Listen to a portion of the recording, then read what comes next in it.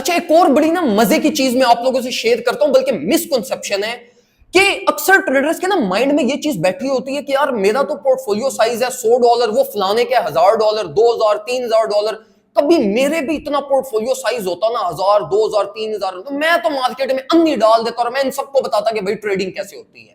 ये बहुत बड़ी गलत फहमी होती है। और अक्सर लोगों ने ना ये चीज की भी है, उधार पकड़ के कोई चीज सेल करके अपने पोर्टफोलियोज ग्रो किए हैं एकदम से, और फिर all of a sudden zero हुए। क्यों जीरो हुए ये मैं आपको जरा समझाता हूं। देखो, जब आपका पोर्टफोलियो साइज छोटा होता है ना, 100, 150, $200, आप सोचते हो इन्वेस्टमेंट $5-10 के अकॉर्डिंगली, मतलब आप जो ट्रेड सेटअप बिल्ड करने का प्लान कर रहे होते हो ना, वो आप करते हो $5-10 वाले पोर्टफोलियो के अकॉर्डिंगली, और प्रॉफिट्स भी आप सोच रहे होते हो उसके अकॉर्डिंगली।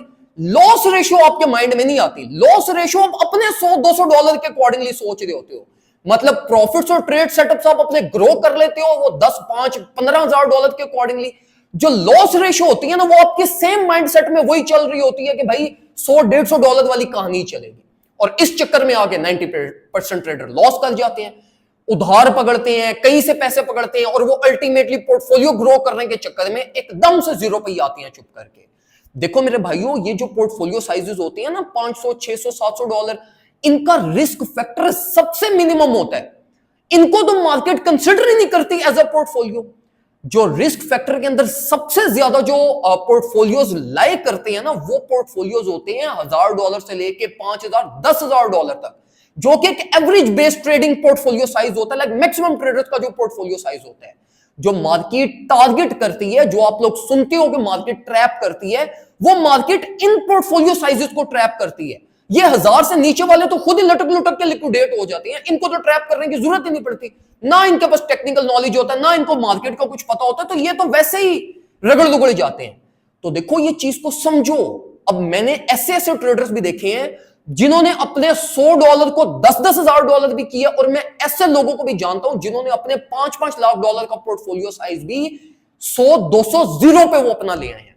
तो it's not about portfolio size, it's about your technical skills, कि आपको स्किल्स कैसे, आपको ट्रेडिंग कैसे समझ आई हुई है, आपका माइंडसेट कैसे बिल्ड हुआ हुआ है, कितने एडवांस लेवल स्किल्स आपने बिल्ड किए हैं, और टेक्निकली आप मार्केट को कैसे समझ के कैसी चीजें प्लान कर रहे हो, आपकी रिस्क मैनेजमेंट क्या है, आपकी पोर्टफोलियो मैनेजमेंट क्या है। जब ये सारी चीजें आपकी कंबाइन होती है ना, तो तब आपके पोर्टफोलियोज ग्रो करते हैं। फिर इट डजंट मैटर कि आपका पोर्टफोलियो $100 का या $1,00,000 का है।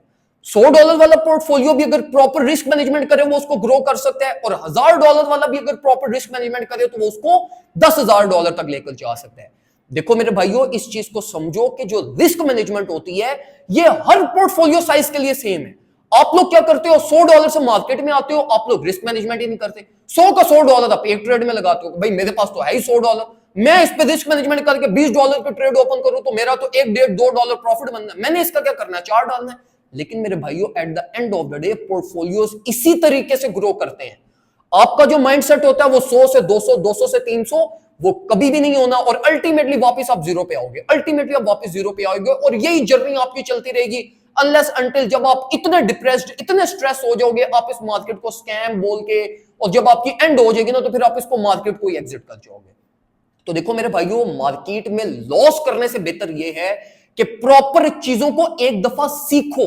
हजारों डॉलर आप मार्केट में इन्वेस्ट कर देते हो, पता आपको बेसिक भी नहीं होता, यह भी नहीं पता होता कि मार्केट वर्क कैसे कर रही है, इसके कोर फंक्शनैलिटी क्या है, कैसे ट्रेड प्लान्स बनाने हैं, कैसे टेक्निकली लेकर चलना है इसको, कैसे फंडामेंटली रिसर्च करनी है, कैसे साइकोलॉजिकल अपनी बिल्डिंग करनी है, वो चीजें आपकी बिल्डिंग नहीं हुई होती, और ultimately at the end of the day आप लॉस करते हो।